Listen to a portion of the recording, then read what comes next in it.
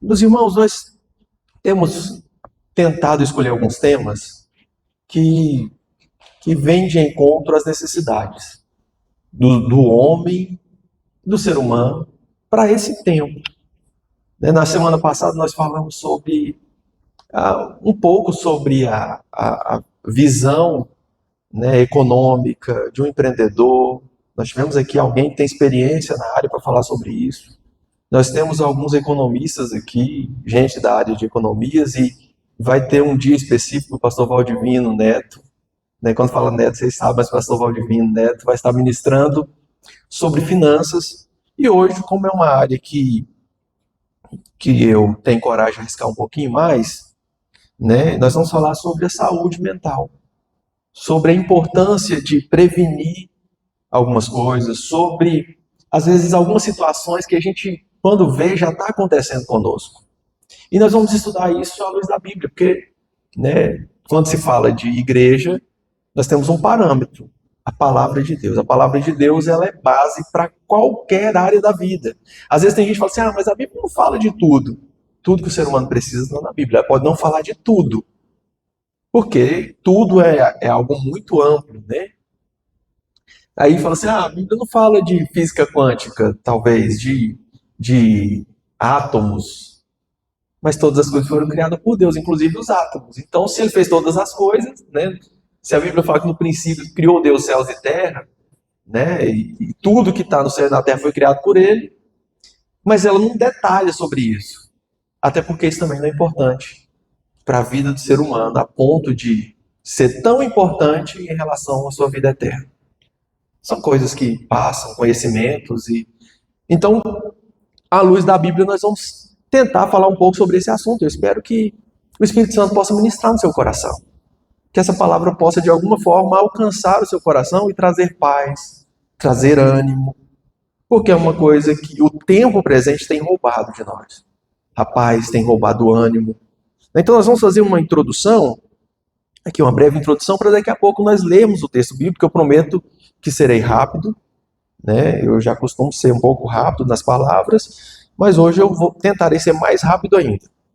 Quando a gente vai observar a quantidade de pessoas que estão em sofrimento por causa de saúde mental, né, pessoas encostadas no trabalho por causa de saúde mental, o número é muito grande. O Brasil está entre um dos principais países que mais tem pessoas sofrendo por causa de algum transtorno mental relacionado à sobrecarga, né, depressão, burnout, ou burnout, como alguns preferem dizer, ansiedade ao extremo. E a gente tem diversas pessoas paralisadas por causa desses problemas. E aí, quando nós vamos observar de forma prática o que acontece com as pessoas, quase todas as pessoas que chegam a um consultório clínico, elas só vão a um consultório clínico, né, a um psicólogo, a um psiquiatra, quando já parou totalmente.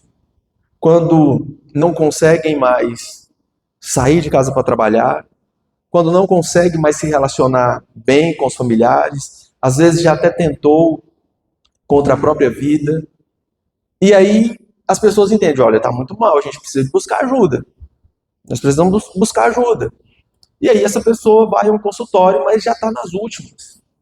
E quando a gente entende algumas coisas, é possível que nós possamos perceber alguns detalhes e ligar o alerta sobre algumas coisas aqui. Quase sempre essas pessoas, elas têm alguma situação, algum gatilho, e elas vão deixando passar. Elas vão deixando passar. Tem coisas que são mais profundas, são mais enraizadas, como traumas da infância, por exemplo, e essa pessoa vai, durante a vida inteira, correr, e vai sofrer e tentando esconder isso, mascarando, em busca de sucesso, em busca de uma série de coisas. E esse trauma, às vezes, vai estar lá a vida inteira. E nós não temos tempo para falar sobre traumas. Mas algumas coisas que refletem nesses traumas posteriores, né? E olhando o ritmo de vida atualmente, nós temos algumas coisas que faz parte da nossa rotina. Algumas coisas. Como, por exemplo, excesso de preocupação. Eu Eu consigo perceber que até as crianças hoje são extremamente preocupadas. Elas estão ocupadas com algo do mês que vem, da semana que vem, a programação delas já estão lá no ano que vem. Como é que vai ser a escola do ano que vem? Né? Um nível de ansiedade e dessa ocupação de forma antecipada é muito grande. Às vezes a pessoa que é muito calma, ainda assim, ela tende a estar preocupada. Né? Eu costumo dizer que eu não sou de me preocupar tanto. Mas como não se preocupar em um país em que a gente não sabe quais rumos vão ser tomados daqui a pouco tempo? Rumos econômicos, né? Mudanças, né, que vem acontecendo e o dólar sobe demais e aí tudo é cotado em dólar. Às vezes eu falo, não, o negócio é produzido aqui, mas o que é produzido aqui vende lá para fora. E eles vendem em dólar, então eles preferem vender para lá e naturalmente sobe tudo aqui. Então você já compra. Minha sogra pediu para a gente comprar um item para ela, que a gente presenteou quando ela veio aqui há menos de um mês. Aí ela falou assim, ó, eu vou mandar o dinheiro para vocês comprar isso e isso, eu quero presentear alguém em janeiro.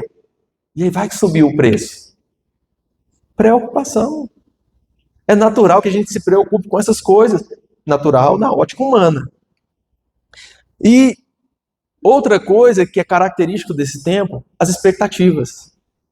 Porque em um tempo que a gente está sempre de olho no celular, que a gente tem uma televisão, que o algoritmo do celular, qualquer aplicativo que você utilize de rede social, independente qual seja, YouTube, Facebook, Instagram, TikTok, ele vai vendo o que você gosta de assistir e começa a colocar coisas ali que você agrada.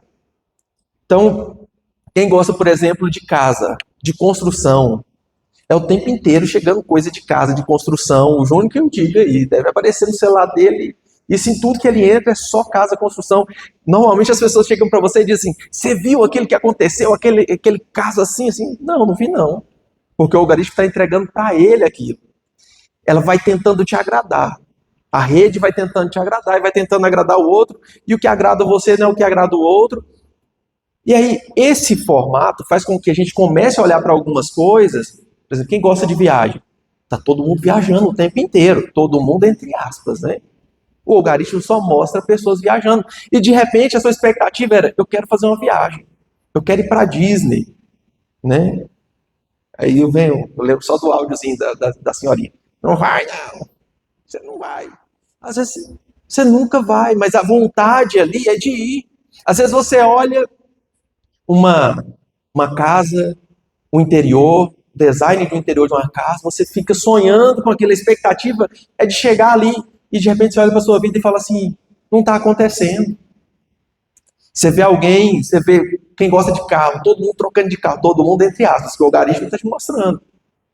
E aí de repente, na sua expectativa de conseguir também trocar de carro e viver aquilo, e aí a sua realidade não acontece, pelo menos naquela velocidade. Né? Não quero dizer que isso não vai acontecer com você, mas na velocidade que está acontecendo na rede, as pessoas falam assim, não, mês passado eu estava desempregado, aí eu comecei a aplicar um método não sei o quê, e de repente eu consegui aqui, comprei uma Ferrari, comprei uma casa, estou morando no condomínio fechado, né? Está cheio disso, de promessas fáceis. E quando a gente olha para a nossa realidade, essas expectativas não se concretizam. E muito da preocupação é justamente por causa dessas expectativas. A gente está sonhando. E é legal sonhar, é interessante sonhar. Às vezes o problema é a forma que a gente sonha. A gente tentando desenhar algumas coisas. E tudo isso vai adoecendo a gente. Você olha na rede, quem tem filhos, e vê crianças perfeitas, mães que são mães ideais, pais perfeitos. Aí você olha e fala assim, meu Deus, eu sou uma péssima mãe. Esse menino meu não é adestrado igual aqueles que eu vejo lá. Onde eu arrumo um adestrador de menino. Né? São realidades que faz parte do nosso dia a dia. A gente vai sendo envolvido por isso. Parece que a vida de todo mundo está boa e a nossa está ruim. Porque o que é mostrado para nós constantemente, se a mídia tradicional mostrava antes só coisa ruim, né? Hoje o celular só mostra coisa boa para te segurar ali. Então você fica vendo aquilo. Então, junto com tudo isso, nós temos um consumismo muito forte. Então a gente está sempre querendo algo, está sempre querendo algo além, a gente está sempre sonhando com algo, e aí você compra aquilo. Eu digo, eu tenho tanta coisa lá em casa que eu comprei, falei, nossa, eu preciso disso aqui demais, e aí você fica ali 1 mês, 2 meses ansioso para conseguir comprar aquilo, e aí depois que você compra, usa 1 mês, 2, aí aquilo vai ficando de lado, você já acha outra coisa que você precisa, e a gente começa a se tornar escravo disso. Até porque há muita informação, há muito estímulo, tem sempre a rede mostrando algo que você precisa. Sempre tem algo que você precisa, você fala, não, eu preciso. Somado a tudo isso, a gente ainda tem um estilo de vida muito sedentário. E querendo ou não, a saúde nossa, a saúde mental está totalmente relacionada com a saúde mental. Às vezes a pessoa chegava no consultório e falava para mim, Davi, eu não estou conseguindo dormir.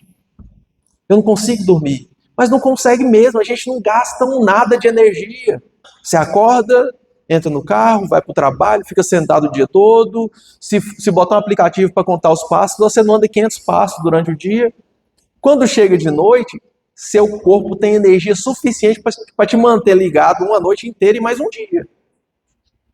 Então, somado a tudo isso, aí começa preocupação com isso, com aquilo, eu começo a ver uma coisa, começo a ver outra, e a mente começa a ligar coisas e mais coisas e mais coisas, e aí o resultado disso é uma mente que está sonhando, imaginando, com expectativas, e eu não consigo desligar. Eu costumo dizer que é raro, eu nunca vi no consultório alguém chegar e falar assim, eu estou em depressão e eu não consigo dormir, e aí você perguntar para ele qual a profissão dele, ele fala, eu sou servente de pedreiro. Meu amigo, um servente de pedreiro, nota 10, ele chega em casa 8 horas da noite, ele já está dormindo. O irmão que vem para a igreja, que é servente, ele é crente mesmo, fiel, o culto pode estar pegando fogo, se deu 9 horas da noite, já está cochilando no banco. Lá em Minasul tinha um irmão, um obreiro, que ele, em pé, na porta, ele dormia. Em pé. Cansaço extremo por causa do cansaço físico. Então, junto com toda essa coisa da expectativa, nós temos a questão do sedentarismo, de não exercitar, de não procurar fazer alguma atividade que faça com que o nosso corpo gaste energia a ponto de chegar à noite e o corpo precisar ser desligado. É um processo natural. Então, para o sedentarismo, nós temos um remédio fácil. Nós temos algo muito fácil de ser resolvido. Atividade física, uma caminhada, uma corrida no parque, uma academia, alguma coisa, um lote grande, arruma uma casa com um lote grande para capinar. O Júnior riu ali, achou bom, né, Júnior? Meu irmão, quem já capinou um lote aqui? Levanta a mão. Rapaz, no outro dia, os braços tudo doendo. Não tem noite mal dormida depois que a gente capina um lote, não é verdade? A noite é bem dormida, então a gente precisa de gastar energia, nós precisamos, porque o ritmo de vida nosso hoje, ele não é um ritmo que a gente gasta tanto. Então, para essa questão do sedentarismo, nós temos atividade física. Agora, para essas outras questões de preocupações, expectativas, né, essa coisa de busca, e o mundo e como ele funciona hoje, ele gera tanto estímulo para que a gente continue querendo isso e fazendo isso. Como resolver isso? Aí nós temos algumas questões bíblicas. E aí, qual que é o segredo? A partir do momento que nós somos reconectados com Deus, estou falando para pessoas que são cristãs aqui, e para quem não é, ela precisa, primeira coisa, reconectar com Deus. Quando a gente reconecta com Deus, aí há uma reconexão de propósito. E eu vou automaticamente aprendendo a lidar com essas situações na perspectiva de um Deus que cuida de mim em toda e qualquer circunstância. Um Deus que não me abandona. Então, se ele não me abandona, eu não tenho que ficar preocupado. Se ele cuida de mim, eu não tenho porquê. Se ele tem planos para mim, eu não tenho porquê criar expectativas do amanhã. É confiar. E aí eu me lembrei hoje à tarde da parábola de Jesus, do semeador, que a gente lê muito e pensa em evangelismo, né, do solo que recebeu, os tipos de solo que recebeu a palavra. E ele diz, Jesus está falando sobre uma parábola, várias parábolas relacionadas ao reino de Deus. Nós temos ali a parábola do grão de mostarda, nós temos a parábola do fermento, todas essas coisas sendo comparadas com o reino de Deus. O reino de Deus é semelhante a isso, é semelhante a alguém que encontrou um tesouro, que encontrou uma pérola, é semelhante ao grão de mostarda.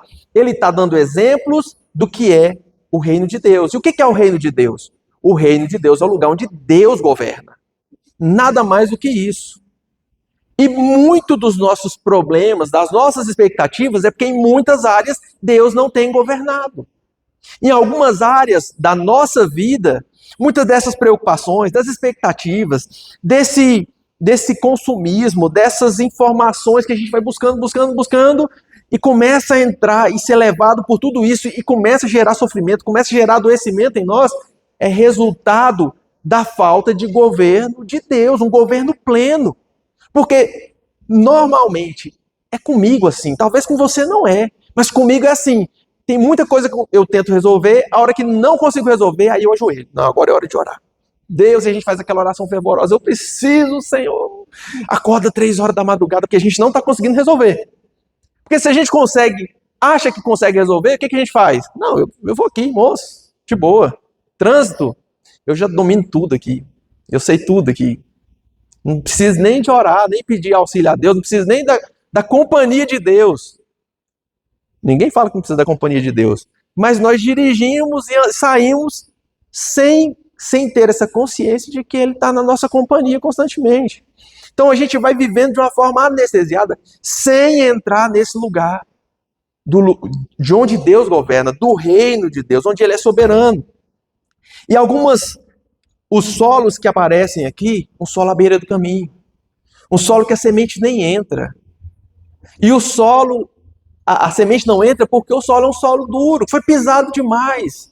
Está tão envolvido com aquilo, com a dureza da vida, e nem dá atenção para o governo de Deus, para a palavra de Deus, onde Deus quer ser Senhor. Então, muitas vezes nós não entramos nesse lugar por causa disso.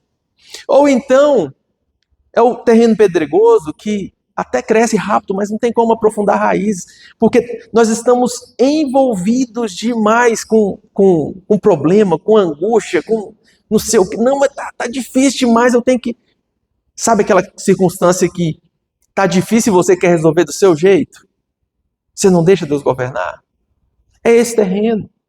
Ou então, entre espinhos, que aí começa a ser sufocado, Jesus diz, pelas riquezas, por ilusões da vida. E aí, mesmo em riquezas, nessas coisas que são glamourosas, às vezes as pessoas se perdem e começa a não ficar legal, porque Deus não está no governo. Então, existem diversas situações, Jesus ilustra 3 situações aqui. Aquele que está tão ocupado, está tão acelerado e está tão envolvido com a dureza da vida que não deixa a palavra penetrar no coração. Ou então aquele que começa a entrar, mas vem angústias, e aí por causa das angústias, da dificuldade, ele desiste. Ele desiste de deixar Deus governar. Ou então, aquele que por causa ficou bom demais. Porque às vezes a gente abandona Deus, tanto na dificuldade como na bonança. Tem gente que por causa da dificuldade fala assim, não, vou fazer do meu jeito, vou meter os pés. E tem gente, não, está dando certo demais, eu vou fazer do meu jeito. E aí, a solução para todas essas circunstâncias, a gente vai encontrar, e eu quero que você deixe sua Bíblia aberta aqui, em Mateus, capítulo 6. Alguns versículos de Mateus 6. É um texto bem conhecido. Quero que você deixe aberto para ir acompanhando, e nós nem vamos fazer a leitura, porque todo mundo conhece esse texto. É quando Jesus está ensinando os seus discípulos, e os discípulos pedem que ele ensine os seus discípulos a orar. E por muitas vezes eu li essa oração sem fazer conexões com esse tema. Com esse tema de saúde mental, de confiar em Deus. E essa oração como um gerador de saúde mental. Como um gerador de saúde mental. Porque quando nós nos conectamos com Deus, nós temos saúde plena. Nós encontramos plenitude em Deus. E essa oração, ela trata de princípios que são extremamente essenciais para o ser humano. Jesus, no versículo 6 aqui de Mateus 6, ele fala para os seus discípulos, ele fala para mim e para você, de um Deus que vê a nossa oração.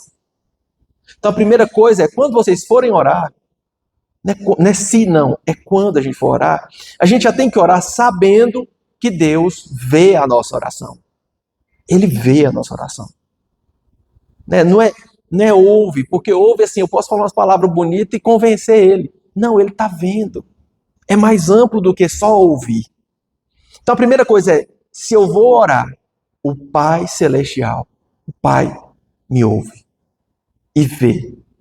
E aí ele diz, para que nós não fiquemos repetindo, porque nesse jeito de tantas expectativas, de ser tão envolvido pelas coisas, pelas distrações, muitas vezes nós ficamos insistindo, Deus, mas eu preciso tanto.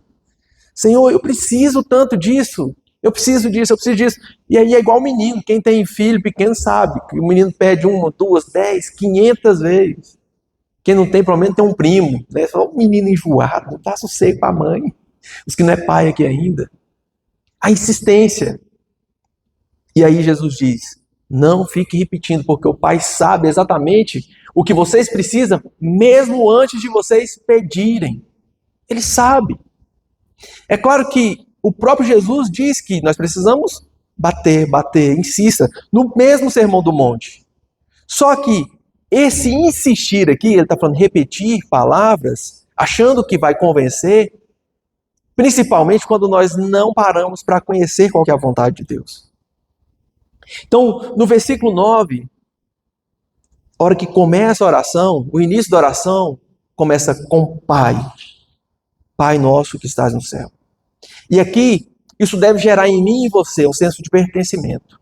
Porque qualquer pai, quem não é pai ainda, pelo menos é filho. E teve um pai que você sabe que se você precisar, os que ainda têm pai vivo, ou os que tiveram, não tem mais o pai presente, mas sabe que a hora que apertava, que a dificuldade vinha, o pai estava presente. O pai dava um jeito de resolver. O pai dá um jeito. Às vezes o pai não consegue fazer tudo que a gente sonhou, o Pai terreno, mas nós temos um Pai celestial.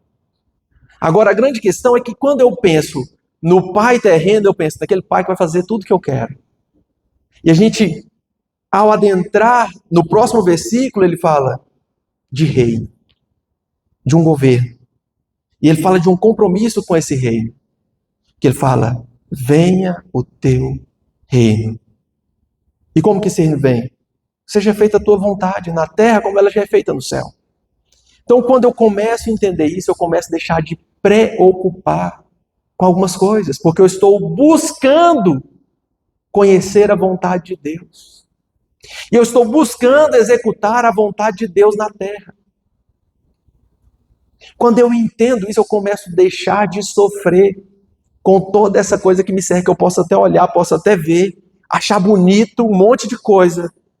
Mas quando eu ajoelho para falar com o meu Pai, aquele que me conhece as coisas que eu ainda nem sonhei em pedir, e ele já conhece cada uma das coisas que eu vou pedir e sabe quais são as minhas necessidades. Quando eu vou ajoelhar para falar com ele, eu digo, seja feita a tua vontade. Que eu possa fazer a tua vontade. Pai, eu acho tão legal isso aqui. Pai, eu acho tão bonito isso aqui. Mas eu quero viver a tua vontade. Se for isso aqui, que eu possa viver a tua vontade. Que eu possa executar a tua vontade. Que eu possa ser um agente que executa a tua vontade na terra.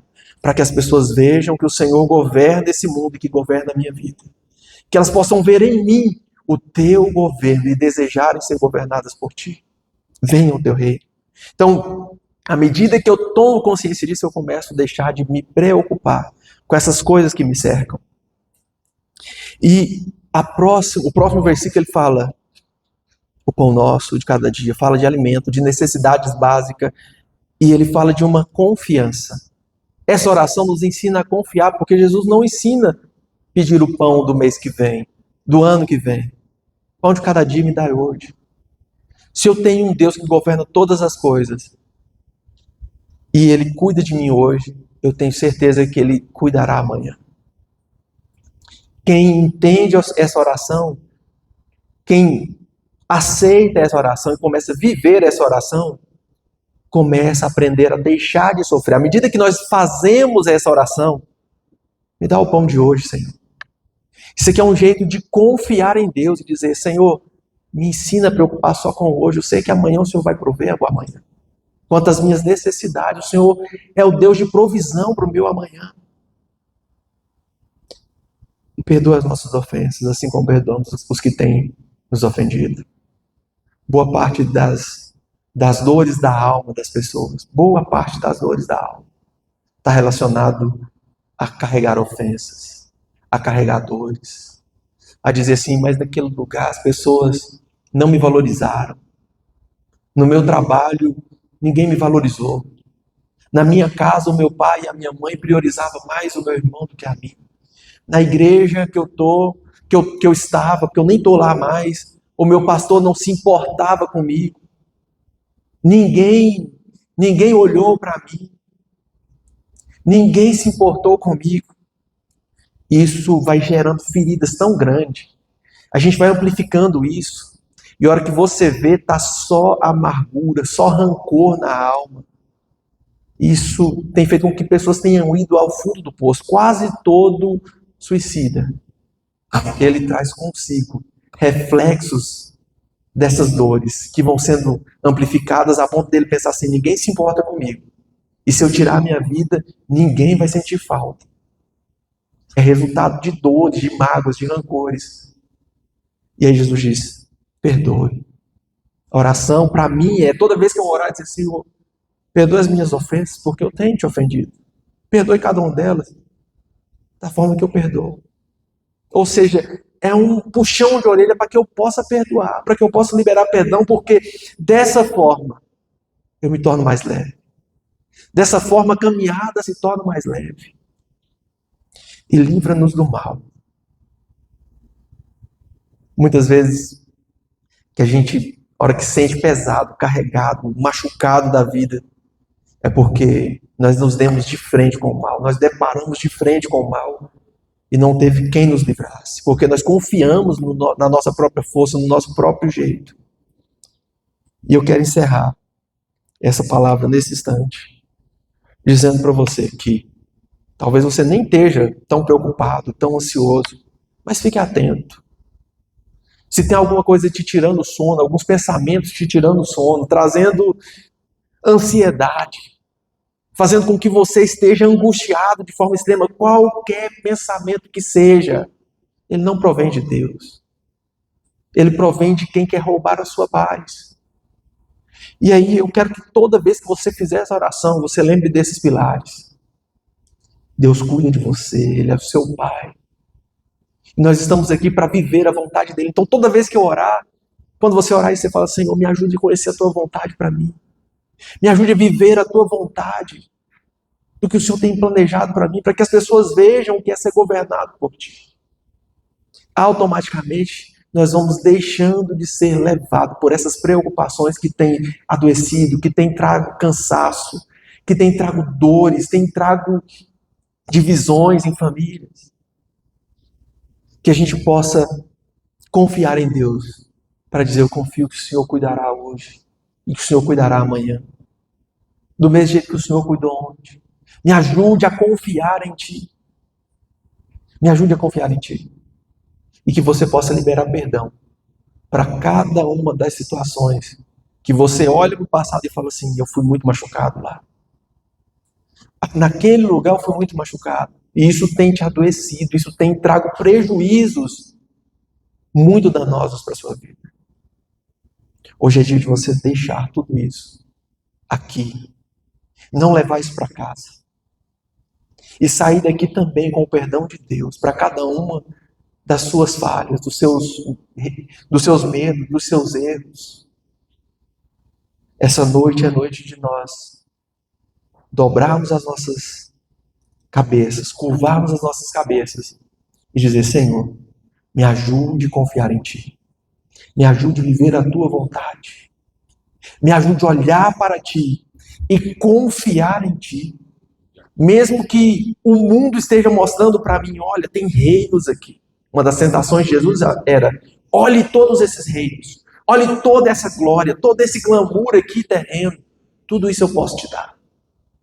Só uma adoração. Proje aqui e me adore. Diga que eu sou o cara. E você vai ganhar tudo isso. Mas Jesus diz, não, somente ao teu Deus adorarás e a Ele prestará culto. Então, por mais que esteja aí o sistema mostrando coisas, que você possa olhar e dizer, Senhor, eu quero viver só a tua vontade. Basta a tua vontade. Curve a sua fronte. Pai, muito obrigado por esse tempo. Muito obrigado pela tua palavra, pelo teu amor. E eu te peço, ó Deus, que o Senhor possa ministrar na vida minha e do meu irmão a confiança plena em ti. Que nós possamos ser lembrados pelo teu Espírito Santo a cada dia, que nós somos dependentes de ti. Que o Senhor nos ama, que o Senhor tem planos e sonhos muito mais altos do que pensamos. O Senhor é um Deus de paz. O Senhor é um Deus que cuida de nós em cada circunstância. E que nós possamos aprender a confiar. Que nós possamos viver em confiança plena em ti. Que nós possamos buscar todos os dias direção de ti. Que nós possamos buscar, Senhor, em ti o que é bom para nós, porque os planos teus são perfeitos. Eu te peço, Senhor, também, que cada uma das coisas que tem nos aprisionado, cada uma das circunstâncias que tem nos aprisionado, tem feito a mim e os meus irmãos prisioneiros de feridas, de rancores, que nós possamos, com a ajuda do teu Espírito Santo, liberar perdão. Que nós possamos liberar perdão para sair daqui livre dessas cadeias. E que sejamos perdoados por ti, Senhor. E nos livra, Senhor, de todas as armadilhas de Satanás. Livra-nos do mal, Senhor. Porque o diabo constantemente mudará estratégias. O adversário que não respeita feriados, nem horários de expedientes, estará mudando as estratégias, mas que nós possamos estar conectados contigo, direcionados pelo teu Espírito, e que nós possamos, Senhor, seguir plenos e confiantes no teu cuidado. Eu ministro cura, Senhor. Eu ministro cura na alma, Senhor, na vida dos meus irmãos. Eu ministro cura na saúde emocional de cada um dos meus irmãos. E que essa palavra possa ser lembrada a cada dia. Que o teu Espírito Santo possa estar lembrando a mim e aos meus irmãos dessas verdades ensinadas pelo teu Filho Jesus. É o que eu te peço, Pai, em nome do teu Filho amado.